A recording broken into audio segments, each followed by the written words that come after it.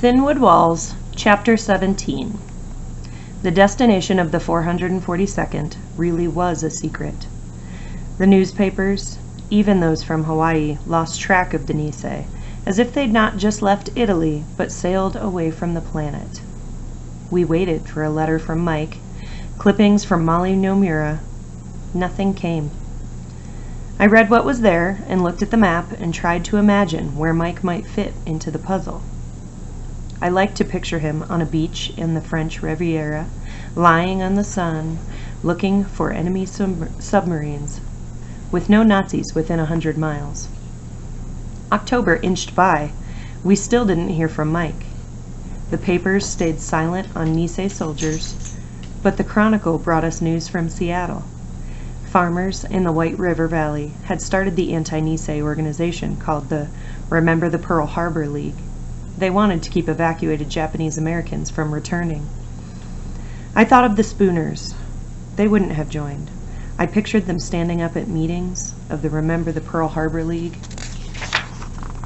and arguing against hate tactics of that crowd. How many others would have stood with them? The Chronicle said that Dylan Meyer, the head of the Relocation Authority, met with the leader of the group to remind them that returning Japanese American veterans were citizens and that there were 12,000 Japanese Americans fighting. In one relocation center recently, we had 46 Gold Star mothers whose sons had been killed in action, he said. In one battalion, there were 54 holders of Silver Stars and more than 1,000 men with Purple Hearts. I wondered if the nice words had changed anyone's mind. I had a feeling we wouldn't be returning to our valley. At last, a letter came from Mike. He couldn't tell us where he was, but they had traveled thousands of miles by truck to get there, and he could practically see Germany. "It's cold here," he wrote, "and the rain refuses to stop. The overcoats they issued us at first were too big, so they got us some whack coats just right." For the first time he mentioned the fighting, and after my picturing him on a quiet beach, his words gave me a chill. It was fierce, he said, made worse by the weather. I could see signs of it on his stationery and envelope. Watermarks, smudges of dried mud, a dirty half thumbprint. Letters were still coming through, he said, and the guys were glad to get them. But sometimes the support people risk their lives to get letters to the frontline guys, and then have to take them back because the guys they were meant for have been killed. Was he trying to say something without saying it? This time I didn't want to read between the lines. At the end of his letter, he wrote something for me. "Joe," he said, "we're going to get this thing over with before you have to put on a uniform. But I want you to forget about the Army, anyway. Try hard in school, go to college, show everyone what a good writer Joe Hanada is. Make something wonderful of yourself. Make all this worthwhile, and keep those marbles handy. I'll be ready for a rematch when I come home." That's what I wanted, Mike to come home. What I didn't want was his advice. I didn't like the way it felt. Final. The newspapers became my Bible. I read them and studied the map and talked big, filling in gaps with false courage. "I bet the Nazis are running scared," I'd say, and the family would nod and go along. Over the next days, while the other kids thought about school and Halloween and an upcoming dance, I mostly read about the war. The newspaper ad encouraged Americans to conserve cooking oil. "The Japs still have the fats," the headline said. I wasn't sure why fat was important to the war effort, but I was tired of the word Jap. There was news of German atrocities in northern Italy and articles on fighting in the Pacific. A place in the Vosges Mountains of France called Brières was under attack by Allies. Aachen, a city in Germany, had been captured by our troops. We were in Germany now? At least some of us. But where was Mike? More newspaper articles. 3,000 Nisei enrolled in colleges. Fifth Army using searchlights for night fighting in Italy. Japanese fleet in trouble. Crematorium for thousands of Nazi foes, including many Jews found in Holland. Nazis digging in, laying new mines near Bologna, Italy. Our casualties in Italy now 90,000. but Mike wasn't one of them. 90,000, and somehow he escaped. To what? I thought of our camp population, swollen to 20,000 now. I tried to imagine 90,000, all dead. Then I tried to forget. Halloween came and went. November arrived, dark and windy and cold. Another letter came. Dated October 25th, it was short, barely half a page of dirty paper, not even Mike's stationery, but I thanked everyone and everything for the words. He was still writing. The weather remained bad, he said, the fighting worse. They'd pulled back to regroup, to rest, but sleep was hard to come by. Now they've given us some kind of special assignment, he said, but no one's saying what it is. The 2nd Battalion was getting ready to leave. Mike's 3rd and the 100th would be moving out in a day or two. Everyone's on edge, trying to pass the time with rations and water and hollow laughter of snatches and sleep. He said he'd managed to get a hold of a couple Hershey bars, and he was saving them for the mystery assignment. I miss all of you, he said. I can't wait to see you. I kept at the newspapers. I read an article in the Chronicle about some 17-year-old American soldiers, twins, missing in action in Italy. Only 3 years older than me and fighting. Missing. I remembered them to the stars that night. The November 6th Chronicle had an even more amazing story. A Coast Guardsman was returning home to the United States after taking part in 4 South Pacific invasions. He'd lied about his age to join. He was 14. My age. I pictured myself lying about my age and getting assigned to the 442nd, moving up to the front line, crawling into a foxhole next to Mike, taking up my position with my rifle at my shoulder, and having him look over and see me, just kneeling there as if I belonged. I pictured his smile, the way he'd get me in a headlock and tell me how glad he was to see me. But would he be glad? Do well in school, he'd said. Go to college. Stay far away from uniforms and guns and war. The same paper had an article about the rescue of a battalion of Texas soldiers that had been trapped behind enemy lines in the Vosges Mountains. The article didn't say who had rescued them, but I got a whisper of a feeling.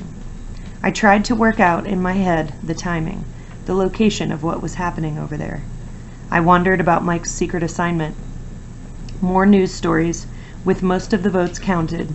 FDR, the man who had sent us away, was winning the 1944 presidential election. Allies were advancing into the Pacific, in Italy, Germany, France. American casualties in the battles in the Vosges Mountains were described as light. I found comfort in that word. Life had a photo of General MacArthur wading ashore in the Philippines. I studied the picture and the slim chance that Sandy could be in it. He wasn't. The same magazine had an article about German soldiers, prisoners of war, who had been captured in battle and imprisoned in Kentucky. Their prison, barbed wire, guard towers, tar paper barracks, dirt, desolate countryside, looked just like Tule Lake. A Saturday, cold, dry, windy. I sat on the steps outside our barracks, waiting for the mail to be delivered to our block manager. I hoped for a letter from Mike, or May, or Sandy, or Ray. People walked by, bundled up against the weather. Guards drove past in their jeeps. Inside our room, Mom and Dad and Grandmother sat, warming themselves by the fire, waiting for the next big event, supper, to take their minds off things for a while. I looked up at the sound of a car approaching from the direction of the gate. It wasn't a jeep sound, and now that harvest was over, we didn't get much else in camp. After a few seconds, I spotted a dusty, army brown Chevrolet inching its way between the rows of barracks. It stopped next to one building, then moved on, sunlight glinting off its windshield. My chest tightened. I had to work to get breath. I'd seen this car before, or its twin. I prayed it would stop where it was, turn around, go back. And it did stop, but only temporarily. It was searching, on the prowl. 50 yards away, it jerked ahead again, and this time it angled toward our barracks, toward me. Its big grill was locked in an ugly grin. It crept forward, closing ground, leaving a low wake of dust. Behind the windshield I could see the driver, the passenger, soldiers, long-faced, heads held high. I stood. I wanted to go inside and warn my family. I wanted to run. But maybe this wasn't what I feared. Maybe this was someone else's brother, or son, or grandson. Maybe it was Mike, but he was just missing, or captured, or wounded. He'd gotten a flesh wound like the good guys in the cowboy movies. I fingered the smooth silver of the cross May had given me. The car stopped 10 feet away, close enough to spit at, to hit with a marble. I didn't do either. I just stared as the doors opened, as the 2 soldiers got out. The passenger carried a bulging manila envelope. The driver retrieved a package from the back seat. They closed the doors and moved together and stood, eyeing me. I waited for them to ask me directions to some other poor family's room. "This is the Hanada family's apartment, son," the passenger said. He was an officer, 1 silver bar on his shirt collar, a lieutenant, and young. What did he know about stuff like this anyway? "Yes," I heard myself saying. "Your folks in?" "Why?" I said, but I knew they weren't going to tell me. "We need to talk to your folks," the driver said. He took a couple steps, walking with a limp. He had a young old face and wore sergeant's stripes and a bunch of ribbons on his uniform coat. "Just a minute," I said, and I opened the door and stepped inside and closed it behind me, leaving the 2 soldiers outside in the cold. My heart was pounding, and I was sure I wouldn't be able to talk past the lump in my throat. Maybe if I didn't say anything, if I kept the door closed, they'd just go away. Grandmother looked up from her flower making. I felt her eyes on me. She smiled that perfect white smile, but then it disappeared. "What is it, Joseph?" "Some soldiers," I said. My voice echoed around the bare room. Mom and Dad got to their feet at the sound of it. They moved toward me. "They're here," I said to them. "They want to talk to you." Mom swallowed a sob. I heard it die in her throat. Grandmother rose and followed them, walking stiffly. As they moved toward the door, I opened it for them, waited for Grandmother to pass, and followed them out. The soldiers were still there, in the same place, in the same positions, with the same sad faces, as if time had stopped once I had gone inside. I looked past them, past their car. People walked by, hurrying once they took in the scene, looking away or down, out of respect maybe, or fear that it could happen to them next, that it was catching. "Mr. and Mrs. Hanada," the lieutenant said. We stood in front of the soldiers on the hard ground, lined up like the targets of a firing squad, Dad on one end, then Mom, Grandmother, and finally me. The lieutenant looked at Grandmother and nodded. "Ma'am?" "I am Michael's grandmother," she said, raising herself up to her full height. She knew why these soldiers were here. The lieutenant nodded at her again. The sergeant looked at me. "This is his brother Joseph," she said. "He is too young to go in the army." The lieutenant gave her a half smile that turned sad. "I'm afraid we have bad news," he said. He glanced at a piece of paper, a letter, in his hand.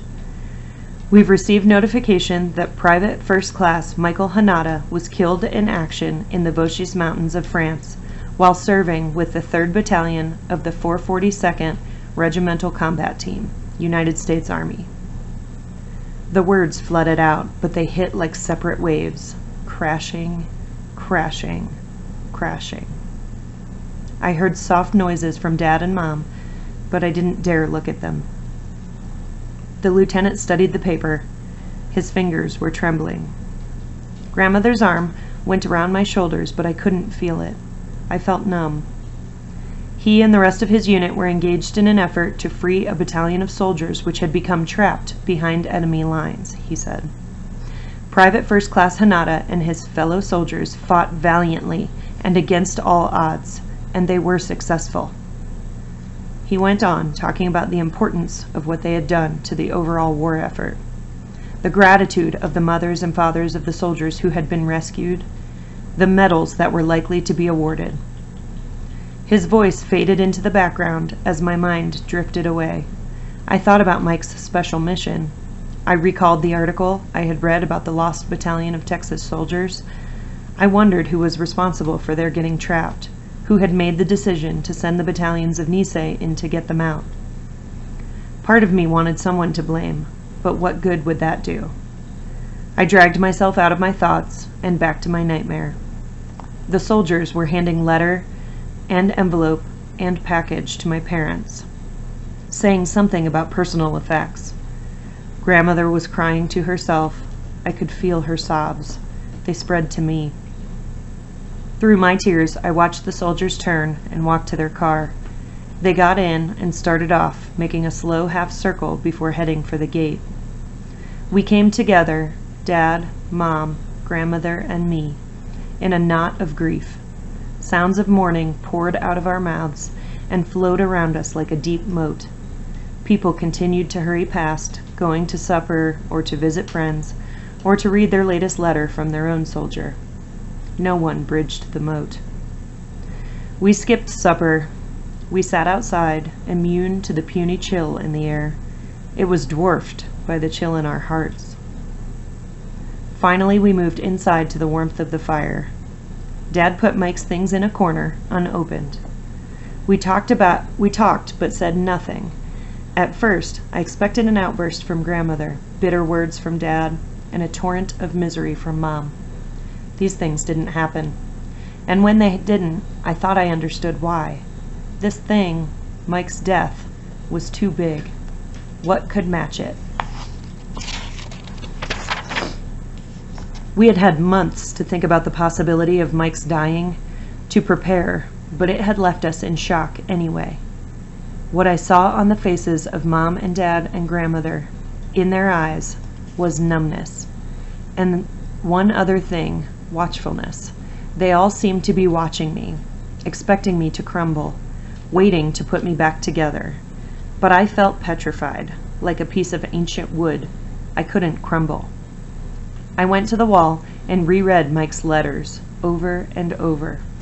Starlight, the afterglow of a dead star.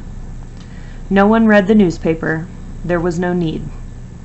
We went to bed early and lay in the dark and listened to each other's struggle for sleep. Grandmother slipped away first, and then my parents, out of words to say to each other. I lay there longer, wide awake. Finally, I found my flashlight and switched it on. I wrote. My feelings rose like a rain-swollen river. They spilled over onto the pages of my journal.